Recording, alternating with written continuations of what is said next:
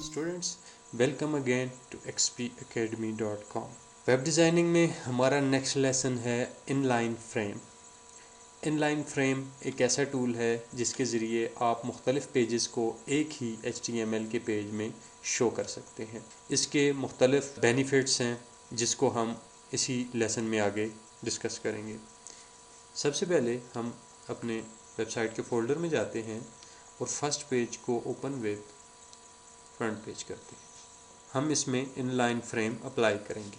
सबसे पहले हम अपने इस टेबल को कुछ बॉर्डर दे देते हैं। बॉर्डर कलर हम इसको दे देते हैं रेड, जो आपको नज़र आए। सेव करें और साथ में हम प्रीव्यू देखते जाते हैं। और अब हम इस सेल को स्प्लिट करते हैं। ये जो हमारे पास सारा सेल है इसको स्प्लिट करते हैं, स्प्लिट इनटू 2 रोज। ये हमारे पास है इंडेक्स,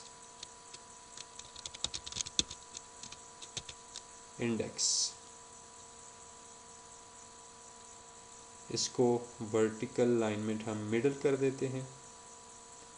ओके, एंड इसको हम कर देते हैं H1। ये इसलिए ताकि हमें पता चले कि ये जो हमारा एरिया है ये इंडेक्स पेज का एरिया। नीचे वाले सेल पे क्लिक करें और जाएं इंसर्ट, ड्रैग करें और यहाँ पे आपके पास 4th नंबर पे एक ऑप्शन आ रहा है इनलाइन फ्रेम। क्लिक करें, आपके पास ये एक बॉक्स आ गया है। इसमें है एक सेट इनिशियल पेज। इसका मतलब है कि जो पेज आपका ऑलरेडी बना हुआ है, क्या आप वो इस एरिया में शो करवाना चाहते हैं, या दूसरा है न्यू पेज। आप यहाँ पे न्यू पेज एक बना लें। जब आप इस फाइल को सेव करेंगे, अब मैं इस फाइल को सेव करना चाहता हूँ, सेव, तो ये मुझसे पूछेगा कि जो इस इनलाइन फ्रेम में आपने पेज बनाया उसे आप किस जगह पे सेव करना चाहेंगे। तो मैं नया पेज नहीं बना रहा, मैं ऑलरेडी एक नया पेज इसमें जो बना हुआ है उसको इंसर्ट करूँगा। तो यहाँ पे मैं insert inline frame set initial page, हमने 2-3 जो पेज पिछले लेसन में बनाए थे उसमें से कोई उठा लेते हैं डाउनलोड का। अब ये देख सकते हैं आप कि डाउनलोड का पेज इस एरिया में शो हो रहा है। सेव करें और साथ में प्रीव्यू देखते जाएं ताकि हमें पता चले कि हम जो काम कर रहे हैं वो HTML पेज के ऊपर किस तरह इफेक्ट हो रहा है। तो ये आपका पेज आ गया। अब हम इसकी प्रॉपर्टीज देखेंगे इनलाइन फ्रेम की। राइट क्लिक करें। इस पेज के ऊपर जब आप राइट क्लिक करेंगे तो वो जो पेज आपको बैकग्राउंड में उसकी प्रॉपर्टीज बताएगा। तो इस इनलाइन फ्रेम की प्रॉपर्टी में जाने के लिए इसके बॉर्डर के ऊपर आप क्लिक करें। इस एरिया में ये आपको ये ब्लैक डॉट्स अब नज़र आने शुरू हो गए। इसका मतलब है कि अब इनलाइन फ्रेम सिलेक्ट है। तो इन डॉट में से किसी के ऊपर भी कर्सर लेके जाके राइट क्लिक करें और इनलाइन फ्रेम की प्रॉपर्टी में चले जाएं। मुख्तलिफ ऑप्शन है। सबसे पहला इनलाइन फ्रेम का नाम है I1, इसको यही रहने में। इनिशियल पेज है download.html इनिशियल पेज, इसका मतलब है जो पेज इस इनलाइन फ्रेम में शो हो रहा है वो है download.html। टाइटल आप देना चाहें, ज़रूरत नहीं है। अगर आप देना चाहें तो इस पेज का, इस इनलाइन फ्रेम का जो भी टाइटल आप रखना चाहें वो रख सकते हैं। इसके बाद है विड्थ एंड हाइट, जो इसकी बाय डिफ़ॉल्ट है वो 300 by 150 है। विड्थ 300 है और हाइट 150 है इन पिक्सल्स। हम इसकी विड्थ को करते हैं 900। उसकी वजह, क्योंकि हम 900, हमारा जो ऑलरेडी जो पीछे पेज है ये 900 का है और जो हम पेज इसमें टारगेट कर रहे हैं, जो इसमें सेट किया हुआ है वो भी 900 का है। तो इसलिए हमें सारा वो पेज शो करने के लिए 900 की कम से कम विड्थ चाहिए होगी। और हाइट हम इसमें रख लेते हैं, let's suppose 600 in pixels. Okay, अब ये देखें आपके पास ये पेज शो हो गया। हम सेव करते हैं, प्रीव्यू करते हैं। अब ये सारा पेज इस पेज के अंदर आपको नज़र आ रहा है।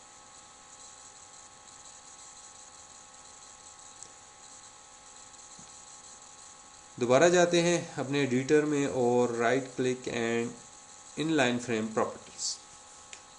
इसके बाद है मार्जिन। मार्जिन का मतलब है कि आपका जो एक है आपके पास विड्थ है मार्जिन में और एक हाइट है। अगर आप गौर से देखें अपने प्रीव्यू में तो आपको ये एरिया खाली नज़र आ रहा है। इसका आपके पेज से इनलाइन फ्रेम का जो है वो मार्जिन है वो है 20, सॉरी यहाँ पे होगा 12, और इसका कुछ ये मार्जिन भी है क्योंकि ये आपको फासला नज़र आ रहा होगा, आपके पेज से इनलाइन फ्रेम का कुछ मार्जिन है। इस मार्जिन को आपने बिल्कुल ज़ीरो करना है क्योंकि ये आपके पेज से ताकि अलहदा ना नज़र आए। सॉरी, ये ज़ीरो नहीं होगा, ये 1 होगा, कम से कम ये 1 हो सकता है। इसको 1 करें एंड ओके, सेव करें। अब आप चेंजिंग खुद देखेंगे जब हम इसे रिफ़्रेश करेंगे। ये देखें, अब इसका मार्जिन बिल्कुल ज़ीरो हो गया है। इसके बाद हम मज़ीद इसकी प्रॉपर्टीज़ देखते हैं। Right click, inline frame properties. इसके बाद है हमारे पास अलाइनमेंट है, डिफ़ॉल्ट शो बॉर्डर। इसकी शो बॉर्डर को हमने अनचेक करना है और स्क्रॉल में इफ़ नीडेड नहीं, स्क्रॉल नेवर करना है, कभी भी स्क्रॉलिंग ना हो इसमें। ओके, सेव करें। हमने एक बॉर्डर ज़ीरो किया और एक स्क्रॉल ज़ीरो किया है। देख लें अब ये आपको पता नहीं चल रहा कि बीच में कोई इनलाइन फ्रेम है या इसी पेज का कोई हिस्सा है। इनलाइन फ्रेम प्रॉपर्टी में जाएं। अब आपने सारी इसकी प्रॉपर्टीज़ भी देख ली, स्टाइल वगैरह सब कुछ। अब इसकी मैं आपको थोड़ी इफादियत बता दूं वो क्या है। सबसे पहले हम इस इनलाइन फ्रेम को डिलीट कर देते हैं इसमें से। ये हमारा फर्स्ट पेज है और ये हमारा फर्स्ट पेज।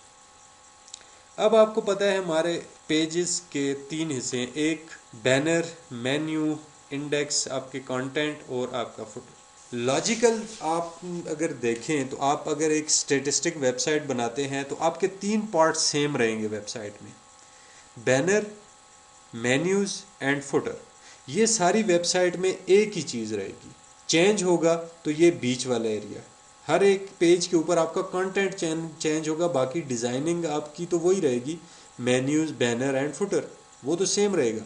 तो आइंदा अगर हर एक पेज को आप अलहदा बनाते हैं और आपके पास लेट्स सपोज 100 पेज आप बना देते हैं अपनी वेबसाइट के, और फिर आप चाहते हैं कि आप एक और कॉन्टेक्स्ट इसके बाद एक और बटन ऐड करना चाहते हैं फैक्स का, या इस तरह का कोई भी ऑडियो वीडियो कोई भी सेक्शन ऐड करना चाहते हैं, तो उसके लिए एक बटन के लिए आपको पिछले 100 पेजेस को एडिट करना पड़ेगा, उनमें एक नया बटन डालना पड़ेगा।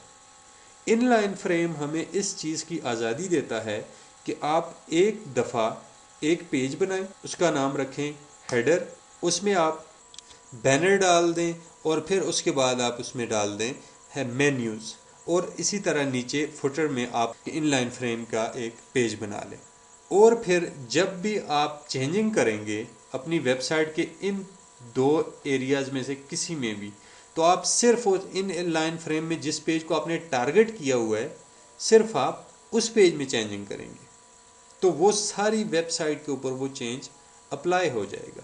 तो इस चीज़ को थोड़ा सा हम खुद करके देखते हैं आपके सामने, ताकि आपको मज़ीद समझ आ जाए कि इनलाइन फ्रेम का फ़ायदा क्या है। इसके लिए हम यहाँ पे एक नया पेज लेते हैं, फाइल, न्यू,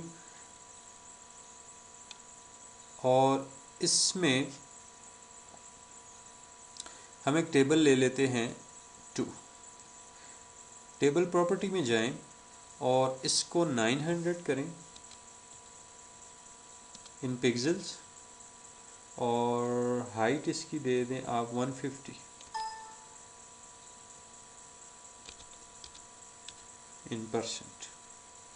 इसके बॉर्डर आप कोलैप्स एंड 0 कर दें। Okay and okay. सेल में की प्रॉपर्टी में जाएं, ऊपर वाले सेल की प्रॉपर्टी में, और अब इसको आप करें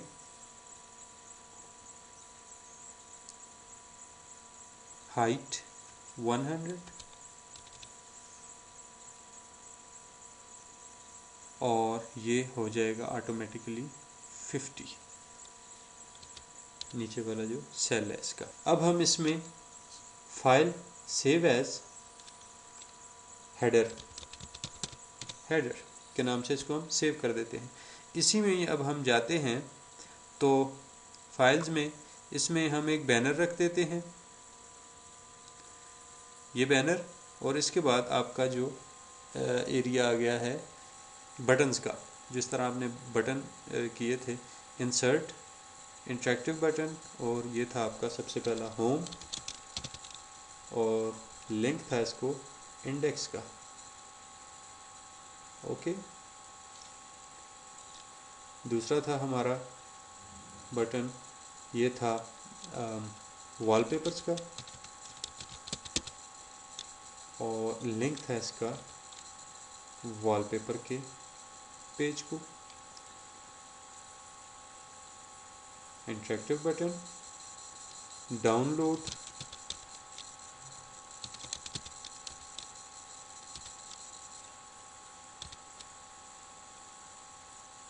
आखिरी था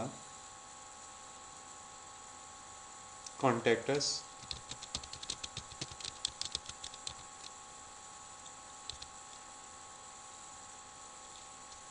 सेव। ओके,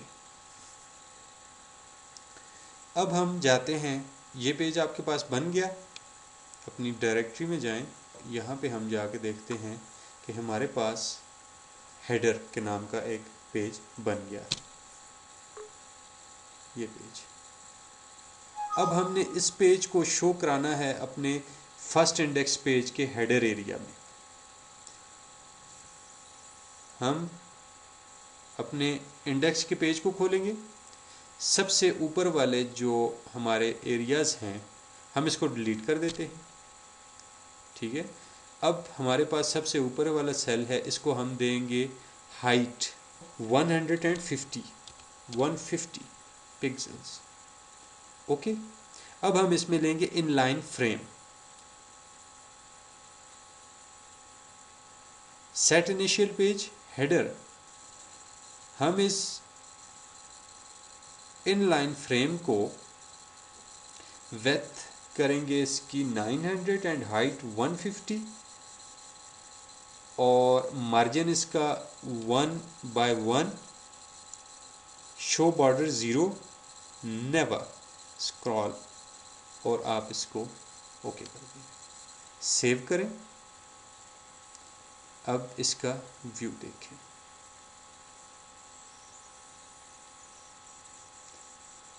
अब ये आपको नज़र आ रहा है। एक और चीज़,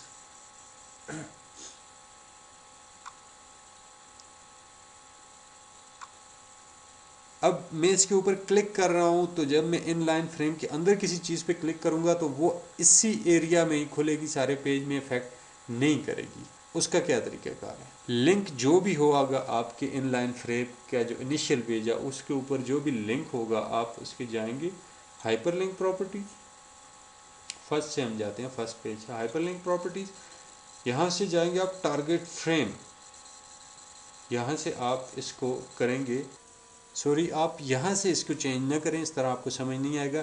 हेडर वाले पेज में जाएं जो भी आपने बनाया है, होम, हाइपरलिंक प्रॉपर्टी, और यहाँ पे आपके पास है टारगेट फ्रेम, और इसको करें पेरेंट, पेरेंट करके ओके कर दें। इसी तरह सारे हाइपरलिंक की प्रॉपर्टीज़ में जाएं, टारगेट फ्रेम को पेरेंट कर दें, पेरेंट फ्रेम, सबको पेरेंट फ्रेम इसकी प्रॉपर्टीज़ आप सिलेक्ट कर दें, सेव करें। अब आप जाएं इस पेज में, home, wallpaper, home, wallpaper, back, download, back, contact us, ये आपके इसी तरह काम कर रहे हैं। टारगेट फ्रेम में जो आपने पेरेंट का दिया था उसका लॉजिक ये है कि ये सेल्फ है, ये जो आपके पीछे ये जो हेडर वाला पेज खुल रहा है ये सेल्फ है, और ये इसकी पेरेंट फ्रेम है, बाकी जिस पेज में हम इसको शो कर रहे हैं ये पेरेंट है। इसके लिंक को पेरेंट फ्रेम में शो करने का मकसद ये है कि जो लिंक इधर क्लिक होगा वो सारा पेज में इफेक्ट होगा। अगर आप इसको पेरेंट नहीं देंगे तो यहीं पे वो लिंक पीछे इस एरिया में खुलता जाएगा, आपको पेज में नज़र वो नहीं आएगा। थोड़ा सा कॉम्प्लिकेटेड है, थोड़ा सा आपको समझना पड़ेगा, लेकिन इनलाइन फ्रेम एक बहुत ही ज़बरदस्त चीज़ है जिससे आप बहुत बड़े काम से, बहुत बड़ी मेहनत से बच सकते हैं। शॉर्ट काम आपको ये शॉर्ट रास्ता दे सकता है। तो इंशाल्लाह उम्मीद है कि आपको ये लेसन समझ आया होगा। अगर कोई चीज़ इसमें कॉम्प्लिकेटेड है, xpacademy.com पे जाएं, हमसे रब्ता करें, हम आपको फर्दर गाइड करेंगे। थैंक यू, अल्लाह हाफिज़।